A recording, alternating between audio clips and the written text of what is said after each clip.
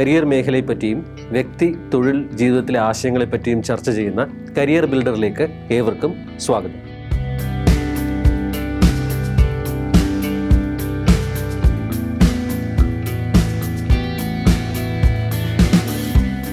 കഴിഞ്ഞ എപ്പിസോഡുകളിലൊക്കെ നമ്മൾ ഓരോ വിഷയങ്ങളെപ്പറ്റിയും ആ വിഷയങ്ങൾ പഠിച്ച് ഒരു സെക്ടറിൽ എങ്ങനെ ജോലി ചെയ്യാം എന്നുള്ളതിനെ പറ്റിയൊക്കെ വിശദമായിട്ട് സംസാരിച്ചു.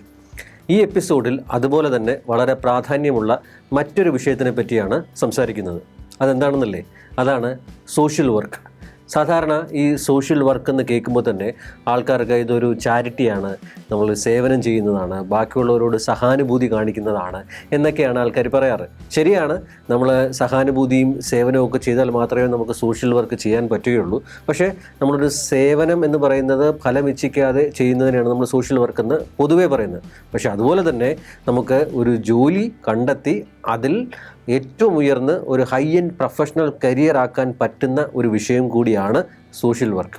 അപ്പോൾ പ്രൊഫഷണൽ സോഷ്യൽ വർക്ക് എന്താണ്, അതിനു വേണ്ടിയിട്ട് ഏത് വിഷയമാണ് പഠിക്കേണ്ടത്, ആ പഠിച്ചു കഴിഞ്ഞാലുള്ള ജോലി സാധ്യതകൾ എന്തൊക്കെയാണ് എന്നുള്ളതൊക്കെയാണ് ഈ എപ്പിസോഡിൽ ചർച്ച ചെയ്യാൻ പോകുന്നത്. പൊതുവേ ഈ സോഷ്യൽ വർക്ക് എന്ന് പറയുമ്പോൾ അതിൽ സാമൂഹിക മേഖലയെ പറ്റിയാണല്ലോ നമ്മൾ പഠിക്കേണ്ടത്. ഒരു പ്രൊഫഷണൽ സോഷ്യൽ വർക്കർ ഒരു സാമൂഹിക കാഴ്ചപ്പാടുകളുള്ള ഒരാളായിരിക്കണം.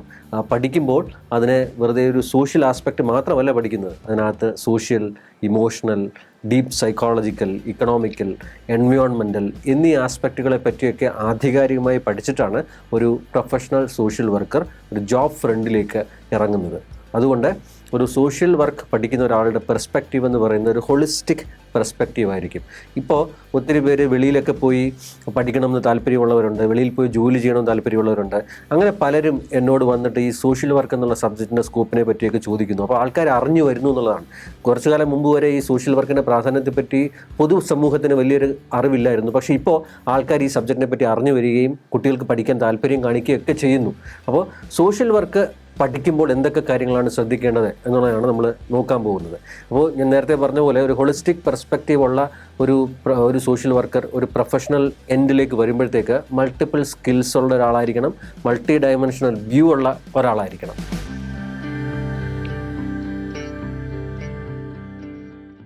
അപ്പോൾ സോഷ്യൽ വർക്ക് പഠിക്കാനായിട്ട് നമ്മൾ ഡിഗ്രി തലത്തിലും PG തലത്തിലും ഒക്കെ കോഴ്സുകൾ അവൈലബിൾ ആണ്. ഉദാഹരണം പറയുകയാണെങ്കിൽ +2 കഴിഞ്ഞിട്ട് നമുക്ക് +2ന് ഏത് വിഷയവും നിങ്ങൾ എടുത്തോളൂ, മാത്സോ സയൻസോ കൊമേഴ്സോ ഹ്യൂമാനിറ്റിയോ ഒക്കെ എടുത്തതിന് ശേഷം നമുക്കൊരു ഈ പറഞ്ഞ പോലെ ഒരു സോഷ്യൽ വർക്ക് മേഖലയിലേക്ക് ആഴത്തിൽ പഠിക്കണമെന്ന് താല്പര്യമുള്ള ഒരു കുട്ടിക്ക് ഡിഗ്രി തലത്തിൽ തന്നെ ഇത് പഠിച്ചു തുടങ്ങാം. ആ കോഴ്സിന് പറയുന്ന പേരാണ് BSW, bachelor of social work. Bachelor of social work ഒരു 3 വർഷത്തെ കോഴ്സാണ്. കേരളത്തിലും മറ്റ് സംസ്ഥാനങ്ങളിലുമൊക്കെ നല്ല നല്ല കോളേജുകളിൽ നമുക്ക് BSW അവൈലബിൾ ആണ്. ഇപ്പോൾ നിലവിൽ അതൊരു 3 വർഷത്തെ കോഴ്സാണ്. പക്ഷേ പുതിയ വിദ്യാഭ്യാസ നയമൊക്കെ വന്നു കഴിയുമ്പോഴത്തേക്ക് BSW ഒരു 4 വർഷത്തെ കോഴ്സ് ആകാനുള്ള സാധ്യത കൂടുതലാണ്. അപ്പോൾ സോഷ്യൽ വർക്ക് BSW തലത്തിൽ പഠിക്കുമ്പോഴത്തേക്ക് ഒരു സോഷ്യൽ വർക്ക് ഡെഫിനിഷൻ എന്താണ്, introduction of social work principles എന്താണ്, ഒരു വ്യക്തിയെ നമ്മൾ ഡീൽ ചെയ്യുമ്പോൾ ഉണ്ടായിരിക്കേണ്ട കാര്യങ്ങൾ എന്തൊക്കെയാണ്, ഒരു ഗ്രൂപ്പിനെ നമ്മൾ എങ്ങനെ ഡീൽ ചെയ്യണം, ഒരു കമ്മ്യൂണിറ്റിയിൽ പോയി എങ്ങനെ ജോലി ചെയ്യണം, അതുപോലെ തന്നെ സോഷ്യൽ വർക്കുമായിട്ട് ബന്ധപ്പെട്ട മറ്റ് വിഷയങ്ങളുണ്ടല്ലോ, നേരത്തെ പറഞ്ഞ സോഷ്യോളജി, സൈക്കോളജി, ഇക്കണോമിക്സ്, സ്റ്റാറ്റിസ്റ്റിക്സ്, ഇതിനെപ്പറ്റിയൊക്കെ നമ്മളൊരു പഠിക്കുന്നു. അതായത് 3 വർഷം കൊണ്ട് പഠിക്കുന്ന ഒരു കോഴ്സാണ് BSW അഥവാ ബാച്ചിലർ ഓഫ് സോഷ്യൽ വർക്ക്. അപ്പോൾ ഇത് പഠിച്ചു കഴിഞ്ഞാൽ നമുക്ക് PG തലത്തിൽ പോയി മറ്റൊരു കോഴ്സ് ചെയ്യാം. അതാണ് MSW, master of social work. അപ്പോൾ പ്രൊഫഷണൽ PG കോഴ്സായിട്ടുള്ള MSW പഠിക്കാനായിട്ട് ഏത് സബ്ജക്റ്റാണ് ഡിഗ്രി തലത്തിൽ പഠിക്കേണ്ടതെന്ന് ആൾക്കാർ ചോദിക്കാറുണ്ട്. അതിൻ്റെ ഒരു ഗുണം എന്താണെന്ന് വെച്ചാൽ നിങ്ങൾ ഡിഗ്രിക്ക് ഏത് വിഷയം വേണമെങ്കിൽ പഠിച്ചോളൂ. ഏത് വിഷയം പഠിച്ചാലും നമുക്ക് PGക്ക് MSW എടുക്കാം. അത് സയൻസ് സബ്ജക്റ്റ് എടുത്താലും അതുപോലെ ഹ്യൂമാനിറ്റി എടുത്താലും ലിറ്ററേച്ചർ എടുത്താലും കൊമേഴ്സ് എടുത്താലും നമുക്ക് PG തലത്തിൽ MSWന് ചേരാം. നമുക്ക് ഞാൻ ഈ പറഞ്ഞ താല്പര്യങ്ങളുണ്ടെങ്കിൽ ഒരു സാമൂഹിക മേഖലയിൽ പഠിച്ച് ജോലി ചെയ്ത് ആ ഒരു ഹൈ എൻഡ് കരിയറിലേക്ക് പോകണം താല്പര്യമുള്ളവർക്ക് MSW കോഴ്സ് എടുക്കാം. നല്ല കോളേജുകളിലൊക്കെ MSW അഡ്മിഷൻ കിട്ടാനായിട്ട് അതാത് കോളേജുകളുടെ എൻട്രൻസ് ഉണ്ടാവും, ഒരു പേഴ്സണൽ ഇൻ്റർവ്യൂവും ഉണ്ടാവും. അതിൻ്റെ ബേസിലാണ് നമുക്ക് MSWന് അഡ്മിഷൻ കിട്ടുന്നത്. MSW 2 വർഷത്തെ കോഴ്സുമാണ്. ഇനി നമ്മൾ ഈ BSW പഠിച്ച കുട്ടികൾക്ക് MSW തലത്തിലേക്ക് വരുമ്പോൾ അവരതിൻ്റെ ബേസിക്സും ഫൗണ്ടേഷൻസും ഒക്കെ പഠിച്ചിട്ടാണ് വരുന്നത്.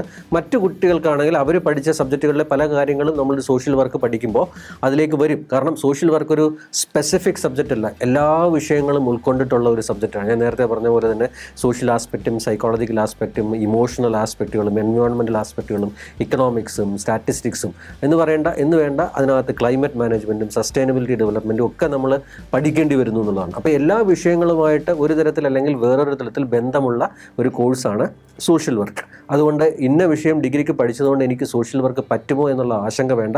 നിങ്ങൾക്ക് അതിനുള്ളൊരു താല്പര്യമുണ്ടെന്നുണ്ടെങ്കിൽ അതിനെപ്പറ്റി നിങ്ങൾ ആ കോഴ്സിൽ എന്തൊക്കെ വിഷയങ്ങളാണെന്നുള്ളത് സിലബസ് എടുത്ത് നോക്കി അതിൻ്റെ കരിയർ പ്രോസ്പെക്ട്സ് ഒക്കെ മനസ്സിലാക്കിയിട്ട് അതിന് വേണ്ടിയിട്ട് നല്ലൊരു കോളേജിൽ വേണം അഡ്മിഷൻ എടുക്കാനായിട്ട്. ഇനിയിപ്പോൾ MSW പോകുമ്പോഴത്തേക്ക് MSW പഠിക്കുമ്പോൾ നമുക്ക് പലതരത്തിലുള്ള സ്പെഷ്യലൈസേഷൻസ് ഉണ്ട്. ഈ സ്പെഷ്യലൈസേഷൻസ് എടുത്തു കഴിഞ്ഞാൽ നമുക്കത് പല മേഖലകളിൽ ജോലി ചെയ്യാൻ പറ്റും. സോഷ്യൽ വർക്കിൻ്റെ ഒരു പ്രത്യേകത എന്ന് വെച്ചാൽ ഇതൊരു പർട്ടിക്കുലർ മേഖലയിൽ ലിമിറ്റഡ് അല്ല.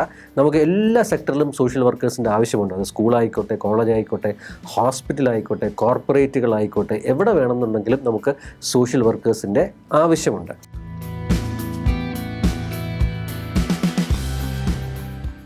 അപ്പോൾ ഈ സോഷ്യൽ വർക്കിൽ പല സ്പെഷ്യലൈസേഷൻസ് ഉണ്ടെന്ന് ഞാൻ പറഞ്ഞല്ലോ. അപ്പോൾ അതിനകത്ത് പ്രധാനമായിട്ടുള്ള സ്പെഷ്യലൈസേഷൻസ് അതിലൊരെണ്ണം കമ്മ്യൂണിറ്റി ഡെവലപ്മെൻ്റ് ആണ്. രണ്ടാമത്തേത് medical and psychiatric social work. മൂന്നാമത്തേത് ഫാമിലി ആൻഡ് ചൈൽഡ് ഡെവലപ്മെൻറ്റ്. നാലാമത്തേത് personal management, human resources development എന്ന് പറയുന്ന നാലാമത്തെ ഒരു സ്പെഷ്യലൈസേഷൻ. അഞ്ചാമത്തേത് ഡിസാസ്റ്റർ മാനേജ്മെൻറ്റ്. ആറാമത്തേത് ഗ്രാമ നഗര വികസനം. ഇതുപോലെ തന്നെ പല കോളേജുകളിലും ഇതുകൂടാതെ മറ്റ് സ്പെഷ്യലൈസേഷൻസും എക്സ്ക്ലൂസീവ്ലി സസ്റ്റൈനബിലിറ്റി ഡെവലപ്മെൻറ്റ് ഗോൾസിലൊക്കെ ഫോക്കസ് ചെയ്തിട്ടുള്ള പുതിയ സ്പെഷ്യലൈസേഷൻസും സോഷ്യൽ വർക്കിലേക്ക് വരുന്നുണ്ട്. അപ്പോൾ MSWയിൽ വിവിധ സ്പെഷ്യലൈസേഷൻസ് ഉണ്ടെന്ന് ഞാൻ പറഞ്ഞല്ലോ. അപ്പോൾ ഇതിന് ഓരോന്നിനെ പറ്റിയും വളരെ ബ്രീഫായിട്ട് നിങ്ങൾക്ക് അറിയാൻ വേണ്ടി ഒന്ന് പറയാം. ഉദാഹരണത്തിന് കമ്മ്യൂണിറ്റി ഡെവലപ്മെൻറ്റ് എന്നും പറഞ്ഞൊരു സ്പെഷ്യലൈസേഷൻ ഉണ്ട്. അപ്പോൾ അങ്ങനെ വരുമ്പോൾ പഠിക്കുന്ന കുട്ടികൾ കമ്മ്യൂണിറ്റി പോവുക, അവിടുത്തെ പ്രശ്നങ്ങൾ മനസ്സിലാക്കുക, അവിടുത്തെ നീഡ് എന്താണ് ആവശ്യം എന്നുള്ളത് മനസ്സിലാക്കുക, അതിനുശേഷം അതിന് വേണ്ടിയിട്ടുള്ള പ്രോഗ്രാമുകൾ ഉണ്ടാക്കുക, അതിനുള്ള ഇൻ്റർവെൻഷൻ സ്ട്രാറ്റജീസ് ഡെവലപ്പ് ചെയ്യുക, അവിടുത്തെ ആൾക്കാരെയും കൂടെ ഉൾക്കൊള്ളിച്ചുകൊണ്ട് ആ പ്രോഗ്രാമുകൾ നന്നായി നടപ്പാക്കുക.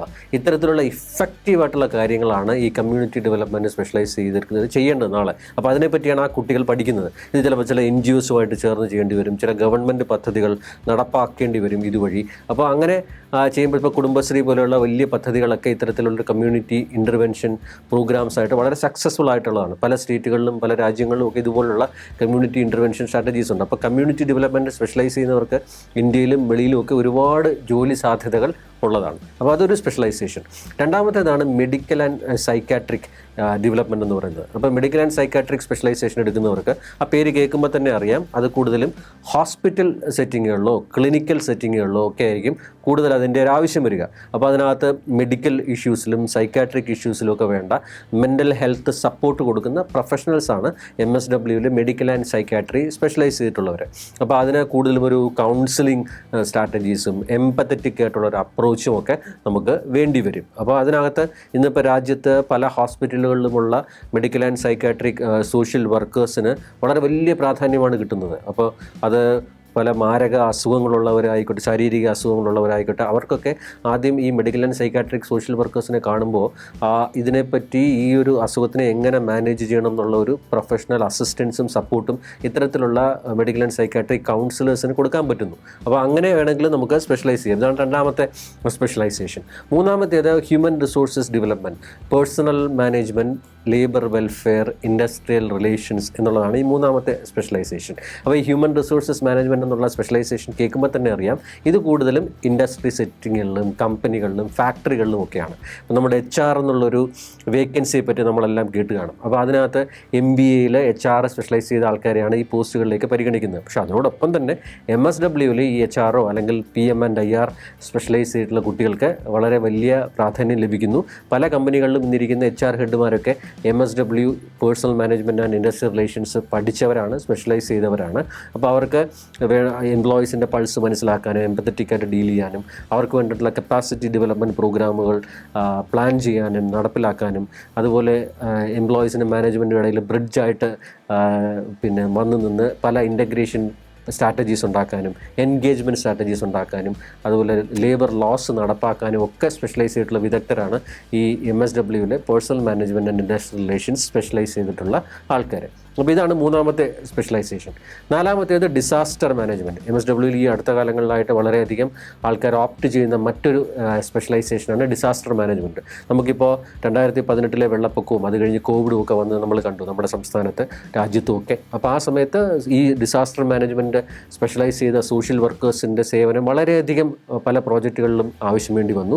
ഇങ്ങനെയുള്ള ഒരു സമയത്ത് വളരെ ക്വിക്കായിട്ടുള്ള ഇൻ്റർവെൻഷൻ വേണ്ടി വരും. അപ്പോൾ അവിടെ വന്ന് അവിടുത്തെ നീഡ് മനസ്സിലാക്കി അവിടുത്തെ സ്ട്രാറ്റജീസ് ഉൾക്കൊണ്ട് ഡെവലപ്പ് ചെയ്ത് പ്രോഗ്രാംസ് ഉണ്ടാക്കി നടപ്പിലാക്കുക എന്ന് പറയുന്നത് വളരെയധികം നെസസിറ്റി ആയിട്ടുള്ള ഒരു ആവശ്യമാണ്. ആ നെസസിറ്റി ഉൾക്കൊണ്ട് സ്പെഷ്യലൈസ് ചെയ്യുന്ന MSW ഡിസാസ്റ്റർ മാനേജ്മെൻറ്റ് സ്പെഷ്യലൈസ് ചെയ്യുന്ന കുട്ടികൾക്ക് ഇപ്പോൾ നിരവധി ജോബ് ഓപ്പണിങ്സ് നിലവിലുണ്ട് എന്നുള്ളതാണ്. അതുപോലെ തന്നെ ഗ്രാമവികസനം, നഗരവികസനം, ഇൻഫ്രാസ്ട്രക്ചർ ഡെവലപ്മെൻറ്റ്, സ്ലം ഇംപ്രൂവ്മെൻറ്റ്, ഇതുപോലെയുള്ള സ്പെഷ്യലൈസേഷൻ ചെയ്യുന്നവർക്കും എല്ലാ സ്ഥലങ്ങളിലും അതിൻ്റേതായിട്ടുള്ള പ്രോജക്റ്റുകളിൽ ഓപ്പണിങ്സ് ലഭ്യമാണ്. ഇനി മറ്റൊരു സ്പെഷ്യലൈസേഷനാണ് സസ്റ്റൈനബിലിറ്റി ഡെവലപ്മെൻറ്റ് ഗോൾസ്. സുസ്ഥിര വികസന ഗോളുകളുടെ ആശയത്തിൽ നമ്മൾ സ്പെഷ്യലൈസ് ചെയ്യുന്ന മറ്റൊരു സ്പെഷ്യലൈസേഷനാണ് MSWയിലെ സസ്റ്റൈനബിലിറ്റി ഡെവലപ്മെൻറ്റ് എന്ന് പറയുന്നത്. ഇതെല്ലാ കോളേജുകളിലൊന്നുമില്ല, പുതിയ കോളേജുകളിൽ ഇത് വന്നുകൊണ്ട് ഇരിക്കുന്നു. അതുപോലെ ഫാമിലി ആൻഡ് ചൈൽഡ് ഡെവലപ്മെൻറ്റ് എന്ന് പറയുന്ന മറ്റൊരു സ്പെഷ്യലൈസേഷനുണ്ട്. അപ്പോൾ അവിടെ കുടുംബത്തിന് വേണ്ട സപ്പോർട്ട്, കുട്ടികളെ child protection rights, legal awareness കൊടുക്കുക, അതുപോലെ ദത്തെടുക്കൽ മുതലായ പ്രക്രിയകളിൽ വേണ്ട അസിസ്റ്റൻസ് കൊടുക്കുക, ഈ മേഖലകളിലൊക്കെ പ്രവർത്തിക്കുന്നത് കൂടുതലും MSWയിലെ family and child development specialise ചെയ്തിട്ടുള്ള ആൾക്കാരാണ്. അപ്പോൾ ഇത്തരത്തിലുള്ള നിരവധി സ്പെഷ്യലൈസേഷൻസ് ഉണ്ട്. അപ്പോൾ നമുക്ക് ഏത് സെക്ടറിൽ വേണമെങ്കിൽ നമുക്ക് ജോലി ചെയ്യാം. അതിപ്പോൾ കമ്മ്യൂണിറ്റിയിലായിക്കോട്ടെ, ഹോസ്പിറ്റൽ സെറ്റിങ്ങിലായിക്കോട്ടെ, സ്കൂൾ ആൻഡ് കോളേജ് സെറ്റിങ്ങുകളിലായിക്കോട്ടെ, നമ്മൾ ഈ പറഞ്ഞ പോലെ ഇൻ്റർനാഷണൽ നാഷണൽ പ്രോജക്റ്റുകളിലായിക്കോട്ടെ, കമ്പനികളിലായിക്കോട്ടെ, അങ്ങനെ വിവിധ മേഖലകളിൽ ജോലി ചെയ്യാൻ പറ്റും. അപ്പോൾ ഇതിന് എന്തൊക്കെ ജോലികളാണ് കിട്ടുന്നതെന്ന് ആൾക്കാർ ചോദിക്കാറുണ്ട്. ഇപ്പോൾ ഉദാഹരണം പറയുകയാണെങ്കിൽ പ്രോജക്റ്റ് മാനേജ്മെൻറ്റ് സ്പെഷ്യലിസ്റ്റ് എന്ന് പറഞ്ഞൊരു റോളുണ്ട്. അപ്പം ഈ പറയുന്ന UN പോലെയുള്ള അന്താരാഷ്ട്ര പ്രോജക്റ്റുകളിലൊക്കെ ഓപ്പണിങ്ങുകൾ വരുമ്പോൾ MSWക്കാർക്ക് അതിനൊരു പ്രാധാന്യം തന്നെ കിട്ടുന്നു എന്നുള്ളതാണ്. പ്രോജക്റ്റ് മാനേജ്മെൻറ്റ് സ്പെഷ്യലിസ്റ്റ് എന്ന് പറയുന്ന ഒരു റോള്. അതുപോലെ തന്നെ medical and psychiatric social work പഠിച്ചിട്ടുള്ളവർക്ക് സ്കൂൾ സെറ്റിങ്ങുകളിലും കോളേജ് സെറ്റിങ്ങുകളിലും ഹോസ്പിറ്റൽ സെറ്റിങ്ങുകളിലും ക്ലിനിക്കൽ സെറ്റിങ്ങുകളിലൊക്കെ കൗൺസിലേഴ്സായിട്ടുള്ള ഓപ്പണിംഗ് കിട്ടുന്നു. അതുപോലെ എഡ്യൂക്കേറ്റേഴ്സായിട്ടും ട്രെയിനേഴ്സായിട്ടും ടീച്ചേഴ്സായിട്ടുമുള്ള ഓപ്പണിങ്ങുകൾ നമുക്കുണ്ട്. ഇതുപോലെ ഡിസാസ്റ്റർ മാനേജ്മെൻറ്റ് സ്പെഷ്യലിസ്റ്റ് എന്ന് പറഞ്ഞിട്ട് ഗവൺമെൻറ് മേഖലകളിലും പ്രൈവറ്റ് മേഖലകളിലുമുള്ള ഓപ്പണിങ്ങുകൾ നിലവിലുണ്ട്. പിന്നെ കമ്മ്യൂണിറ്റി സൈക്കാട്രി, അതുപോലെ തന്നെ മെഡിക്കൽ ആൻഡ് സൈക്കാട്രി എന്ന് പറയുമ്പോഴത്തേക്ക് തന്നെ ഈ കമ്മ്യൂണിറ്റി മേഖലകളിൽ നിരവധി കമ്മ്യൂണിറ്റി മെഡിസിൻ, സൈക്കാട്രിക് മെഡിസിൻ പോലെയുള്ള മേഖലകളിലൊക്കെ ഈ MSWക്കാരുടെ സേവനം വളരെയധികം ഉണ്ട്. കോർപ്പറേറ്റ് മേഖലകളിലേക്ക് വരികയാണെങ്കിൽ ഞാൻ നേരത്തെ പറഞ്ഞതുപോലെ HR പൊസിഷനുകളിലേക്ക് MSWക്കാരെ അവരെ ഇൻവൈറ്റ് ചെയ്യുന്നുണ്ട്. അതുപോലെ കോർപ്പറേറ്റ് സോഷ്യൽ റെസ്പോൺസിബിലിറ്റി, നമ്മൾ CSR എന്ന് കേട്ട് കാണും. നിലവിൽ വൻ ലാഭങ്ങൾ ഉണ്ടാക്കുന്ന കമ്പനികളുടെ 2-3% മിനിമമെങ്കിലും ഈ പറഞ്ഞ കോർപ്പറേറ്റ് സോഷ്യൽ റെസ്പോൺസിബിലിറ്റി വേണ്ടി ചിലവാക്കണമെന്ന് കമ്പനീസ് ആക്ട് 2013 പറയുന്നുണ്ട്. അപ്പോൾ ഈ കോർപ്പറേറ്റ് സോഷ്യൽ റെസ്പോൺസിബിലിറ്റി ചിലപ്പോൾ അത് കുട്ടികളുടെ മേഖലയിലായിരിക്കും, ചിലപ്പോൾ ചില കമ്മ്യൂണിറ്റികളുടെ ഡെവലപ്മെൻറ്റിലായിരിക്കും, ഇതുപോലെ ചിലപ്പോൾ മറ്റ് വിമൻ എംപവർമെൻറ്റിന് വേണ്ടിയിട്ടായിരിക്കും, സോഷ്യൽ എൻ്റർപ്രൈസസ് ഉണ്ടാക്കാനായിരിക്കും. അപ്പോൾ അതിലൊക്കെ വേണ്ടിയിട്ട് കോർപ്പറേറ്റ് സോഷ്യൽ റെസ്പോൺസിബിലിറ്റി മേഖലകളിലേക്ക് MSWക്കാരെ പ്രിഫർ ചെയ്യുന്നു. അതുപോലെ കോർപ്പറേറ്റ് കമ്മ്യൂണിക്കേഷൻ ഇതുപോലുള്ള പോസ്റ്റുകളിലേക്കും MSWക്കാരെ പ്രിഫർ ചെയ്യുന്നു. ഇത് ഇന്ത്യയിൽ മാത്രമല്ല മറ്റ് രാജ്യങ്ങളിലുമൊക്കെ ഇതുപോലെ സ്പെഷ്യലൈസേഷൻസ് ഉണ്ട്. അപ്പോൾ എല്ലാ മേഖലകളിലും നമുക്ക് MSW പഠിച്ചു കഴിഞ്ഞാലുള്ള തൊഴിലവസരങ്ങളുണ്ട്. അപ്പോൾ ഇത് ഇഷ്ടപ്പെട്ട് പഠിച്ചു കഴിഞ്ഞാൽ നമുക്ക് വെറുതെ നിൽക്കേണ്ടി വരില്ല. ഹൈ എൻഡ് പ്രൊഫഷണൽ ഓപ്പണിങ്സ് തന്നെ നല്ല ശമ്പളത്തോടു കൂടി കിട്ടും.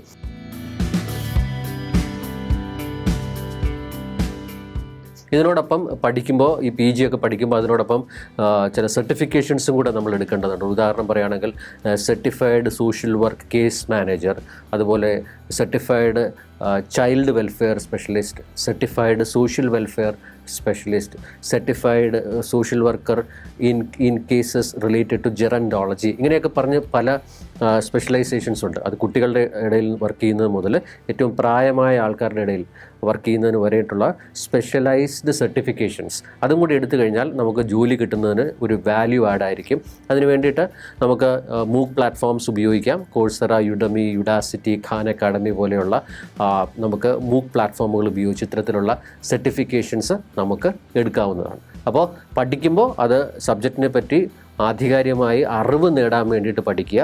ഈ സോഷ്യൽ വർക്ക് മറ്റ് സബ്ജക്റ്റുകളിൽ നിന്ന് മാറുന്നത് എപ്പോഴാണെന്ന് വെച്ച് കഴിഞ്ഞാൽ സബ്ജക്റ്റ് തിയററ്റിക്കൽ ആസ്പെക്റ്റുകൾ പഠിക്കുന്നതിനോടൊപ്പം കുട്ടികൾക്ക് ഫീൽഡ് വർക്ക് ചെയ്യാനും പ്രോജക്റ്റ് ചെയ്യാനും നിരവധി അവസരങ്ങൾ കിട്ടുന്നു. ഈ പഠിക്കുന്ന കാര്യങ്ങൾ ഫീൽഡിൽ പോയി അവിടുത്തെ ആൾക്കാരുമായി നിന്ന് അവരുടെ പ്രശ്നങ്ങൾ മനസ്സിലാക്കി അവർക്ക് വേണ്ടിയുള്ള ആവശ്യങ്ങൾ മനസ്സിലാക്കി പ്രോഗ്രാംസ് ഡെവലപ്പ് ചെയ്ത് ഇംപ്ലിമെൻ്റ് ചെയ്യുന്നവരെ കുട്ടികൾ പങ്കെടുക്കുന്നു എന്നുള്ളതാണ്.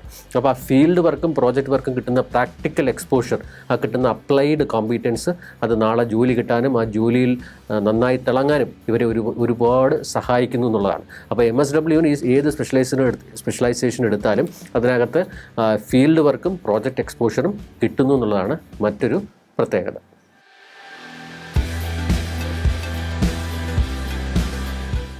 ഈ സോഷ്യൽ വർക്ക് പഠിക്കുന്നവർക്ക് ജോലിയിലേക്ക് കയറുമ്പോൾ സ്വാഭാവികമായിട്ടും അവരുടെ ഒരു കോമ്പീറ്റൻസ് ഡെവലപ്പ് ചെയ്യുന്നുണ്ട്.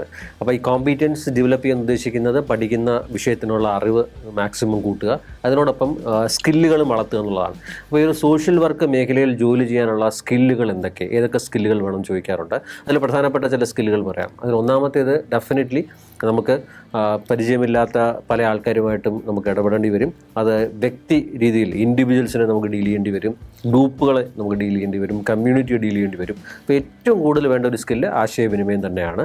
നമുക്ക് കാര്യങ്ങൾ നല്ല രീതിയിൽ സംസാരിക്കാനും പ്രസൻറ്റ് ചെയ്യാനും അതിനേക്കാൾ ഉപരി അവർ പറയുന്ന പ്രശ്നങ്ങൾ കേൾക്കുക, ലിസണിങ് എന്ന് പറയുന്ന ഒരു സ്കിൽ എലിമെൻറ്റ് വളരെ വളരെ പ്രധാനപ്പെട്ട ഒരു സ്കിൽ എലിമെൻ്റാണ് പ്രൊഫഷണൽ സോഷ്യൽ വർക്കേഴ്സിനെ സംബന്ധിച്ചിടത്തോളം. അപ്പോൾ കമ്മ്യൂണിക്കേഷൻ അത് വെർബലിനേക്കാളും ലിസണിങ്ങിനും ശരീരഭാഷയ്ക്കും പ്രാധാന്യം കൊടുത്തുകൊണ്ട് ആശയവിനിമയം നടത്താനായിട്ടുള്ള സ്കില്ലുകൾ ഡെവലപ്പ് ചെയ്യുക ഒന്നാമത്തേത്. രണ്ട്, നമുക്ക് പല ഏരിയകളിൽ നമ്മൾ ഫീൽഡിലൊക്കെ പോകുമ്പോഴത്തേക്ക് ഒട്ടും പരിചയമില്ലാത്ത സ്ഥലങ്ങളിലേക്കൊക്കെ പോകേണ്ടത്. അപ്പോൾ അവിടുത്തെ ആൾക്കാരുമായിട്ട് ഇടപെടേണ്ടി വരും, അവിടുത്തെ കൾച്ചർ എന്താണെന്നുള്ളത് മനസ്സിലാക്കേണ്ടി വരും, അവിടുത്തെ ആൾക്കാരുടെ പേഴ്സണാലിറ്റി ട്രെയ്റ്റ്സ് മനസ്സിലാക്കേണ്ടി വരും, അവിടുത്തെ ജീവിത രീതികൾ മനസ്സിലാക്കേണ്ടി വരും. അത് മനസ്സിലാക്കി അവരുടെ ആവശ്യങ്ങൾ മനസ്സിലാക്കി അവരോടൊപ്പം നിന്ന് വേണം നമുക്ക് പല ഇൻ്റർവെൻഷൻ സ്ട്രാറ്റജീസും ഡെവലപ്പ് ചെയ്യാനായിട്ട്. അപ്പോൾ അഡാപ്റ്റബിലിറ്റി ആണ് രണ്ടാമത്തെ ഒരു പ്രധാനപ്പെട്ട സ്കില്ല് ഒരു പ്രൊഫഷണൽ സോഷ്യൽ വർക്കർ ഡെവലപ്പ് ചെയ്യേണ്ടത്. അപ്പോൾ കമ്മ്യൂണിക്കേഷൻ ഒന്ന്, രണ്ടാമത്തേത് അഡാപ്റ്റബിലിറ്റി. മൂന്നാമത്തേതാണ് ടീം വർക്ക് എന്ന് പറയുന്നത്. നമുക്ക് ഒറ്റയ്ക്കല്ല, പല പ്രോജക്റ്റുകളും നമുക്ക് എക്സിക്യൂട്ട് ചെയ്യാനായിട്ട് പല റോളുകൾ ചെയ്യേണ്ട ആൾക്കാർ കാണും. ചിലപ്പോൾ അതിനകത്ത് സോഷ്യൽ വർക്കറിനോടൊപ്പം മറ്റ് മേഖലകളിൽ പ്രവർത്തിക്കുന്ന മെഡിക്കൽ രംഗത്തുള്ളവരും അതുപോലെ ബിസിനസ് രംഗത്തുള്ളവരും അത് സെക്ടർ അനുസരിച്ച് പല മേഖലയിലുള്ളവരുമായിട്ട് പ്രവർത്തിക്കേണ്ടി വരും. അപ്പോൾ അവിടെ ഒരു ടീം വർക്ക്, ആ ഒരു ടീമിൽ പോയി ബാക്കിയുള്ള ടീം അംഗങ്ങളുമായിട്ട് യോജിച്ച് ചേർന്ന് ആ ഒരു കോമൺ ഗോളിന് വേണ്ടി പ്രവർത്തിക്കാനുള്ളൊരു കഴിവ്. അപ്പം communication, presentation, adaptability, team work, ഇതിനോടൊപ്പം ഇൻ്റർപേഴ്സണൽ റിലേഷൻഷിപ്പ് ആൻഡ് നെറ്റ്വർക്കിംഗ്. നമുക്ക് ഒരു സോഷ്യൽ വർക്കറെ സംബന്ധിച്ചിടത്തോളം ഒരുപാട് ആൾക്കാരുമായി ബന്ധപ്പെടേണ്ടതുണ്ട്, പല മേഖലകളിലുള്ള ആൾക്കാരുമായിട്ട് നമുക്ക് ബന്ധങ്ങൾ വെക്കേണ്ടതുണ്ട്. അപ്പോൾ പ്രൊഫഷണലായിട്ട് റിലേഷൻഷിപ്പുകൾ ഉണ്ടാക്കാനും നെറ്റ്വർക്കുകൾ ഉണ്ടാക്കാനും അത് മെയിൻറ്റെയിൻ ചെയ്യാനുമുള്ള ഒരു കഴിവ് വളരെ പ്രധാനപ്പെട്ടതാണ്. ഇനി ഈ ചെയ്യുന്ന കാര്യങ്ങളൊക്കെ ഡോക്യുമെൻ്റ് ചെയ്യുക. അപ്പോൾ ഒരു ഡോക്യുമെൻറ്റേഷൻ എന്ന് പറയുന്ന ഒരു സ്കിൽ വളരെ വലുതാണ്.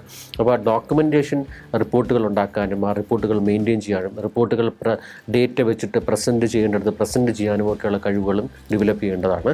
അപ്പോൾ ഇത്തരത്തിലുള്ള കമ്മ്യൂണിക്കേഷൻ ആയിക്കോട്ടെ, അഡാപ്റ്റബിലിറ്റി ആയിക്കോട്ടെ, നെറ്റ്വർക്കിംഗ് ആയിക്കോട്ടെ, ടീം വർക്ക് ആയിക്കോട്ടെ, ഡോക്യുമെൻറ്റേഷൻ ആൻഡ് റിപ്പോർട്ടിംഗ് ആയിക്കോട്ടെ, ഇത്തരത്തിലുള്ള സ്കില്ലുകൾ പഠിക്കുമ്പോൾ തന്നെ ഫീൽഡ് വർക്കിൽ കൂടെയും പ്രോജക്റ്റിൽ കൂടെയൊക്കെ കുട്ടികൾക്ക് ആർജിക്കാനായിട്ട് സാധിക്കുന്നു. ഇത് നാളെ ഒരു ജോലി സ്ഥലത്തെത്തിയാലും ഈ കഴിവുകൾ പ്രകടിപ്പിക്കേണ്ടതാണ്. അപ്പോൾ ഇതൊക്കെ ഉണ്ടെങ്കിലും ഇതിനോടൊപ്പം എംപത്തറ്റിക് ആയിട്ടുള്ളൊരു കാഴ്ചപ്പാട്, ബാക്കിയുള്ളൊരു സഹാനുഭൂതി തുടക്കത്തിൽ പറഞ്ഞല്ലോ, നമ്മളൊരു പ്രശ്നം കാണുമ്പോഴത്തേക്ക് ആ പ്രശ്നം എനിക്കാണെങ്കിൽ എങ്ങനെയായിരുന്നു എനിക്കൊരു സഹായം വേണ്ടത് എന്നുള്ളത് ചിന്തിക്കുമ്പോൾ തന്നെ നമുക്കൊരു എംപത്തറ്റിക് ആയിട്ടുള്ളൊരു ആറ്റിറ്റ്യൂഡ് ഡെവലപ്പ് ചെയ്യും. അപ്പോൾ എംപത്തറ്റിക് അപ്രോച്ച് വളരെയധികം ആവശ്യമാണ്. അതിനോടൊപ്പം നമ്മൾ ഈ പല കാര്യങ്ങളും കേൾക്കുന്നത് വളരെ പ്രാധാന്യമുള്ള കാര്യങ്ങളായിരിക്കും. അപ്പോൾ അത് പൊതുവേ നമുക്ക് വിളിച്ചു പറയരുത് ഈ ഒരു പ്രൊഫഷനെ സംബന്ധിച്ചിടത്തോളം. അപ്പോൾ കോൺഫിഡൻഷ്യാലിറ്റി എന്ന് പറയുന്ന മറ്റൊരു എലിമെൻറ്റ്. അപ്പം ഈ സ്കില്ലിനോടൊപ്പം എമ്പതിയും കോൺഫിഡൻഷ്യാലിറ്റിയും കൂടെ എല്ലാ പ്രൊഫഷണൽ സോഷ്യൽ വർക്ക് പഠിക്കുന്ന കുട്ടികളും പഠനത്തോടൊപ്പം വളർത്തിയെടുക്കേണ്ടത് വളരെ അത്യാവശ്യമാണ്. ഈ സോഷ്യൽ വർക്ക് പഠിക്കുന്നവർക്ക് ഒരു കരിയർ എന്ന് പറയുമ്പോൾ ഒരു ജോലിയിൽ കയറി അതിൻ്റെ വിവിധ തലങ്ങളിൽ ഉയരുന്നത് മാത്രമല്ല, ഇവർക്കും നാളെ സ്റ്റാർട്ടപ്പുകൾ തുടങ്ങാം, ഓൺട്രപ്രണർഷിപ്സ് തുടങ്ങാം. സോഷ്യൽ ഓൺട്രപ്രണർഷിപ്സിന് കിട്ടുന്ന പ്രാധാന്യം വളരെ വലുതാണ്. ഇപ്പോൾ നമുക്ക് നിരവധി ഓൺട്രപ്രണർഷിപ്പ് നമുക്ക് ചുറ്റും കാണാൻ പറ്റുമായിരിക്കും. അപ്പോൾ അത് വാട്ടറുമായി ബന്ധപ്പെട്ടതാവാം, സാനിറ്റേഷനുമായിട്ട് ബന്ധപ്പെട്ടതാവാം, എനർജിയുമായിട്ട് ബന്ധപ്പെട്ടതാവാം, അഗ്രികൾച്ചറുമായിട്ട് ബന്ധപ്പെട്ടതാവാം, ആരോഗ്യ മേഖല ഹെൽത്തുമായി ബന്ധപ്പെട്ടതാവാം. ഇതിൽ നമുക്ക് ബോയ്സിനും ഗേൾസിനും ഒക്കെ ഇത് പഠിച്ചു കഴിഞ്ഞ് സ്റ്റാർട്ടപ്പുകൾ തുടങ്ങാൻ പറ്റിയ വിവിധ ആശയങ്ങൾ ഈ പറഞ്ഞ കോൺസെപ്റ്റുകളുമായിട്ടുണ്ട്. ഇതിനെ നമ്മൾ വാഷ് എന്ന് വിളിക്കും, വാട്ടർ, സാനിറ്റേഷൻ, ഹൈജീൻ, അതിനോടൊപ്പം അഗ്രികൾച്ചർ. ഇതിനെല്ലാം ഒരു സോഷ്യൽ എലിമെൻ്റ് ഉണ്ടെന്നുള്ളതാണ്. പക്ഷേ ഇനിയിപ്പോൾ സോഷ്യൽ എലിമെൻറ്റുകൾ, സോഷ്യൽ ഓൺട്രപ്രണർഷിപ്പുകൾ വിജയിക്കണം എന്നുണ്ടെങ്കിൽ കമ്മ്യൂണിറ്റിയുടെ നീഡ്സ് മനസ്സിലാക്കി അതിൽ ടെക്നോളജിയും കൂടെ ഇൻ്റഗ്രേറ്റ് ചെയ്യുക എന്നുള്ളതാണ്. അപ്പം ടെക്നോളജി ഇൻ്റഗ്രേറ്റഡ് സോഷ്യൽ ഓൺട്രപ്രണർഷിപ്സിനുള്ള പ്രാധാന്യം വളരെ കൂടുതലാണ്. നമ്മൾ കേരളത്തിൽ അക്ഷയ പോലുള്ള പദ്ധതികൾ ഇതിനൊരു ഉദാഹരണം തന്നെയാണ്. അപ്പോൾ സോഷ്യൽ വർക്ക് പഠിക്കുന്നവർ അതിനോടൊപ്പം ടെക്നോളജിക്കലായിട്ടുള്ള ആശയങ്ങൾ മനസ്സിലാക്കണം. ഡേറ്റാ സയൻസ് പോലുള്ള സബ്ജക്റ്റുകളും അവർ ഇതിനോടൊപ്പം പഠിക്കുന്നത് വളരെ നല്ലതായിരിക്കും.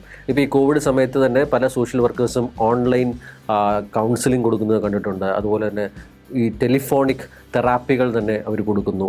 അപ്പം ഇതിന് ടെക്നോളജി ഇൻ്റഗ്രേറ്റഡ് ആയിട്ടുള്ള ചില കോഴ്സുകളും ഇവർ ചെയ്യുന്നത് നല്ലതായിരിക്കും. അപ്പോൾ ചുരുക്കി പറഞ്ഞാൽ ടെക്നോളജി ഇൻ്റഗ്രേറ്റഡ് സോഷ്യൽ ഓൺട്രപ്രണർഷിപ്പുകൾ വാട്ടർ, സാനിറ്റേഷൻ, ഹെൽത്ത്, അഗ്രികൾച്ചർ മേഖലകളിലൊക്കെ, എന്നോടൊപ്പം എഡ്യൂക്കേഷനുമുണ്ട്, ഈ മേഖലകളിലൊക്കെ ആശയങ്ങളുള്ളവർക്ക് ഇംപ്ലിമെൻറ്റ് ചെയ്ത് നോക്കാവുന്നതാണ്.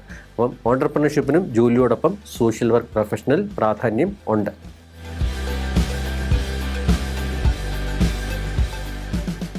ഇതിനകത്ത് ഈ സോഷ്യൽ വർക്ക് പഠിക്കുമ്പോഴും അത് പ്രാക്ടീസ് ചെയ്യുമ്പോഴും ചില ഫിലോസഫികളും ചില പ്രിൻസിപ്പിളുകളും നമ്മുടെ മനസ്സിൽ വെക്കേണ്ടതുണ്ട്. ഇപ്പോൾ സോഷ്യൽ കേസ് വർക്ക് എന്ന് പറഞ്ഞൊരു സബ്ജക്റ്റ് ഉണ്ട്. അത് കൂടുതലും ഇൻഡിവിജ്വൽസിനെ ഡീൽ ചെയ്യുന്നതാണ്. സോഷ്യൽ ഗ്രൂപ്പ് വർക്ക് എന്ന് പറയുമ്പോൾ അത് ഒരു കൂട്ടം ആൾക്കാരെ നമ്മൾ അവരുടെ പ്രശ്നങ്ങൾ മനസ്സിലാക്കുകയും അവർക്ക് വേണ്ട സപ്പോർട്ട് കൊടുക്കുകയും ചെയ്യുന്നതാണ്. ഈ പറയുന്ന പോലെ കമ്മ്യൂണിറ്റി ഓർഗനൈസേഷൻ എന്ന് പറയുമ്പോൾ നമ്മളൊരു കമ്മ്യൂണിറ്റിയിൽ പോയി ഒരു പർട്ടിക്കുലർ ജിയോഗ്രഫിക്കൽ ഏരിയയിൽ പോവുക, ചിലപ്പോൾ ഒരു സ്ലം ഏരിയയിൽ പോവുക, അവിടുത്തെ പ്രശ്നങ്ങൾ മനസ്സിലാക്കി അവരുടെ ആവശ്യങ്ങൾ മനസ്സിലാക്കി പ്രോഗ്രാമുകൾ നടപ്പിലാക്കുകയാണ്. അപ്പം ഇതൊക്കെ ചെയ്യുമ്പോൾ ചില പ്രിൻസിപ്പിൾസ് നമ്മുടെ മനസ്സിൽ വയ്ക്കുക. ഒന്ന് പ്രിൻസിപ്പിൾ ഓഫ് ഇൻഡിവിജ്വലൈസേഷൻ എന്ന് പറയും. അതായത് നമ്മുടെ അടുത്ത് വരുന്ന ഓരോ വ്യക്തിയും ഡിഫറൻ്റ് ആണ്. അപ്പോൾ ആ വരുന്ന വ്യക്തിക്ക് വേണ്ട റെസ്പെക്റ്റും പ്രാധാന്യവും കൊടുത്ത് അവരുടെ ആവശ്യങ്ങൾ കേൾക്കുക എന്നുള്ളത് ഒന്നാമത്തെ ഒരു കാര്യമാണ്. രണ്ടാമത്തേത് കൺട്രോൾഡ് ഇമോഷണൽ ഇൻവോൾവ്മെൻറ്റ്. നമ്മൾ വലിയ പ്രശ്നങ്ങളിലേക്കൊക്കെ നമ്മൾ ചെന്ന് കേൾക്കേണ്ടി വരും, അതിൽ ഇൻവോൾവ് ചെയ്യേണ്ടി വരും. അപ്പോൾ അങ്ങനെ വരുമ്പോഴത്തേക്ക് നമ്മളും ഇമോഷണൽ ആവാനുള്ള സാധ്യത വളരെ കൂടുതലാണ്. അപ്പോൾ ഒരു emotional control social work practice ചെയ്യുന്ന ഒരാൾക്ക് വളരെയധികം അത്യാവശ്യമാണ്. മൂന്നാമത്തേത് മുൻവിധികളില്ലാതെ കാര്യങ്ങൾ മനസ്സിലാക്കി ചെയ്യുക എന്നുള്ളതാണ്. നോൺ ജഡ്ജ്മെൻ്റൽ ആറ്റിറ്റ്യൂഡ് എന്ന് പറയും. അതിനെ ഇത് തന്നെയാണ് എന്ന് നമ്മൾ മനസ്സിൽ ഉറപ്പിച്ചിട്ടൊരു കാര്യം ചെയ്യരുത്. അവിടെ മുൻവിധികളില്ലാതെ നമ്മൾ ആൾക്കാരെ കൂടെ നിന്ന് ഒരു പ്രീ ജഡ്ജ്മെൻ്റ് ഇല്ലാതെ, ബയസ് ഇല്ലാതെ, പ്രജുഡിസ് ഇല്ലാതെ കാര്യങ്ങൾ ചെയ്യുക അടുത്തൊരു പ്രധാനപ്പെട്ട കാര്യമാണ്. നാലാമത്തേത് കോൺഫിഡൻഷ്യാലിറ്റി. നമ്മൾ ചെയ്യുന്ന എല്ലാ കാര്യത്തിലും ഒരു കോൺഫിഡൻഷ്യാലിറ്റി എൻഷുർ ചെയ്യണം. കാരണം സെൻസിറ്റീവായിട്ടുള്ള പല കാര്യങ്ങളും പല മേഖലകളും നമുക്ക് ഇൻവോൾവ് ചെയ്യേണ്ടതുണ്ട്. അപ്പോൾ ഇൻഡിവിജ്വലൈസേഷൻ ആയിക്കോട്ടെ, ഇമോഷണൽ കൺട്രോൾ ആയിക്കോട്ടെ, നോൺ ജഡ്ജ്മെൻ്റൽ ആയിട്ടുള്ളൊരു ആറ്റിറ്റ്യൂഡ് ആയിക്കോട്ടെ, കോൺഫിഡൻഷ്യാലിറ്റി ആയിക്കോട്ടെ, ഇതൊക്കെ വളരെ ബേസിക് ആയിട്ടുള്ള പ്രിൻസിപ്പിൾസാണ് ഒരു സോഷ്യൽ വർക്ക് പഠിക്കേണ്ട ആളും പ്രാക്ടീസ് ചെയ്യേണ്ട ആളും എപ്പോഴും മനസ്സിൽ വെക്കേണ്ടത്. ഇപ്പോൾ ഈ സോഷ്യൽ വർക്കിൽ MSW ചെയ്യാനായിട്ട് നിരവധി കുട്ടികൾ രംഗത്തേക്ക് വരുന്നുണ്ട്. അത് കേരളത്തിൽ ചെയ്യുന്നവരുണ്ട്, ഇന്ത്യയിൽ തന്നെ പല പ്രമുഖ ഇൻസ്റ്റിറ്റ്യൂട്ടുകൾ ചെയ്യുന്നവരുണ്ട്, പുറത്തുപോയി പഠിക്കുന്നവരുണ്ട്. നമ്മൾ എവിടെ ചെയ്താലും ഒരു സോഷ്യൽ വർക്ക് കോളേജൊക്കെ തിരഞ്ഞെടുക്കുമ്പോൾ ആ കോളേജിൻ്റെ റാങ്കിങ് നമ്മൾ നോക്കണം. ഇപ്പോൾ ഇന്ത്യയിലാണെങ്കിൽ NIRF national institute ranking frame work എന്താണെന്നുള്ളത് നോക്കണം. അതുപോലെ തന്നെ ആ കോളേജിലെ ഫാക്കൽറ്റികൾ, അവരുടെ നിലവാരവും അവരുടെ എക്സ്പീരിയൻസും നമ്മൾ നോക്കുന്നത് നല്ലതായിരിക്കും. ഈ കോളേജുകൾ കൊടുക്കുന്ന ഫീൽഡ് വർക്ക്, അതുപോലെ തന്നെ പ്രോജക്റ്റുകളുടെ എക്സ്പോഷർ എത്രത്തോളം ഉണ്ടെന്നുള്ളത് നോക്കി മനസ്സിലാക്കുന്നത് നല്ലതായിരിക്കും. അതിനോടൊപ്പം റിസർച്ച് മേഖലകളിൽ ഈ നമ്മൾ MSW തിരഞ്ഞെടുക്കാൻ ഉദ്ദേശിക്കുന്ന കോളേജുകൾ റിസർച്ച് മേഖലകളിൽ എങ്ങനെ പെർഫോം ചെയ്യുന്നു എന്നുള്ളതും നോക്കണം. ഇതിനൊക്കെ പുറമെ നമ്മൾ പഠിച്ചു കഴിഞ്ഞാൽ നമുക്ക് നല്ലൊരു പ്ലേസ്മെൻറ്റ്, വളരെ വലിയ സാലറിയോട് കൂടി തന്നെ പല പ്ലേസ്മെൻറ്റ് ഓപ്പണിങ്ങുകൾ വരുന്നുണ്ട്. അപ്പോൾ ആ വരുന്ന ക്യാമ്പസുകൾ, നമ്മൾ തിരഞ്ഞെടുക്കാൻ ഉദ്ദേശിക്കുന്ന ക്യാമ്പസിൽ അത്തരത്തിലുള്ള പ്ലേസ്മെൻറ്റ് ഓപ്പർച്യൂണിറ്റികൾ ഉണ്ടോ എന്നുള്ളതും നമ്മൾ ശ്രദ്ധിക്കണം. പിന്നെ അലംനൈ എന്ന് പറഞ്ഞ് പഠിച്ചിറങ്ങിയ ആൾക്കാരെ, ഇപ്പോൾ നിലവിൽ ഏതൊക്കെ പൊസിഷനുകളിലാണ് വർക്ക് ചെയ്യുന്നത്, ആ കോളേജിൽ പഠിച്ചിറങ്ങിയവർ, ഇതൊക്കെ നമ്മളൊന്ന് നോക്കി മനസ്സിലാക്കുമ്പോഴത്തേക്ക് തന്നെ നമ്മളൊരു കോളേജ് തിരഞ്ഞെടുക്കുമ്പോഴത്തേക്ക് നമുക്ക് വ്യക്തമായൊരു ക്ലാരിറ്റി നമുക്ക് കിട്ടും. അതുകൊണ്ട് എടുക്കുന്ന കോഴ്സിനോടൊപ്പം തിരഞ്ഞെടുക്കാൻ ഉദ്ദേശിക്കുന്ന കോളേജിനും അതിൻ്റേതായിട്ടുള്ളൊരു പ്രാധാന്യം ഉണ്ട്. അപ്പോൾ ചുരുക്കി പറയുകയാണെങ്കിൽ സോഷ്യൽ വർക്ക് ഒരു വെറും ചാരിറ്റി അല്ല, സേവനമല്ല, അതൊരു ഹൈ എൻഡ് പ്രൊഫഷണൽ കരിയറാണ്. പക്ഷേ ആ ഹൈ എൻഡ് പ്രൊഫഷണൽ കരിയറിലേക്ക് പോകണം എന്നുണ്ടെങ്കിൽ നിങ്ങൾ സോഷ്യൽ വർക്ക് വളരെ സബ്ജക്റ്റ് ഇഷ്ടത്തോടു കൂടി പഠിക്കണം. നിങ്ങളുടെ മനസ്സിൽ നേരത്തെ പറഞ്ഞ സഹാനുഭൂതിയും സേവന മനോഭാവവും എപ്പോഴും ഉണ്ടായിരിക്കണം. ഒരു സ്ട്രോങ് ഹാർട്ടുള്ള ഒരാളുടെ മനസ്സിൽ എപ്പോഴും empowering individuals, empowering groups, empowering communities എന്നൊരു ആസ്പെക്റ്റ് മനസ്സിൽ വെച്ചിട്ട് വേണം സോഷ്യൽ വർക്ക് മേഖലയിലേക്ക് ഇറങ്ങിത്തിരിക്കേണ്ടത്. ഞാൻ നേരത്തെ പറഞ്ഞ പോലെ നമ്മുടെ നാട്ടിൽ ഗവൺമെൻറ് രംഗത്തായിക്കോട്ടെ, പ്രൈവറ്റ് രംഗത്തായിക്കോട്ടെ, കോർപ്പറേറ്റ് മേഖലയിലായിക്കോട്ടെ, ഇനി ഇന്ത്യക്ക് വെളിയിൽ ഏത് രാജ്യത്ത് പോയാലും സോഷ്യൽ വർക്ക് ഓപ്പണിങ്സിന് യാതൊരു പഞ്ഞവുമില്ല. അതുകൊണ്ട് ആ സബ്ജക്റ്റ് ഇഷ്ടപ്പെട്ട് പഠിക്കുക, അതിനു വേണ്ടിയിട്ടുള്ള സ്കില്ലുകൾ ഡെവലപ്പ് ചെയ്യുക. ഇത് വളരെ വളരെ പ്രാധാന്യമുള്ളൊരു കാര്യമാണ്. അപ്പോൾ ഇതിനോടൊപ്പം വളരെ പേഷ്യൻസും വളരെ എംപത്തറ്റിക് ആയിട്ടുള്ള ആറ്റിറ്റ്യൂഡും നല്ല പ്ലാനിങ്ങും ഉണ്ടെങ്കിൽ നിങ്ങൾക്ക് സോഷ്യൽ വർക്ക് പ്രൊഫഷണൽ വിജയിക്കാനായിട്ട് പറ്റും എന്നുള്ളതിൽ യാതൊരു സംശയവുമില്ല. അതുകൊണ്ട് താല്പര്യമുള്ള കുട്ടികൾ ഈ കോഴ്സ് എടുത്ത് പഠിച്ച് നല്ലൊരു കരിയർ ഉണ്ടാക്കാനായിട്ട് ശ്രമിക്കുക. അതിന് പറ്റട്ടെ എന്ന് ആശംസിക്കുന്നു.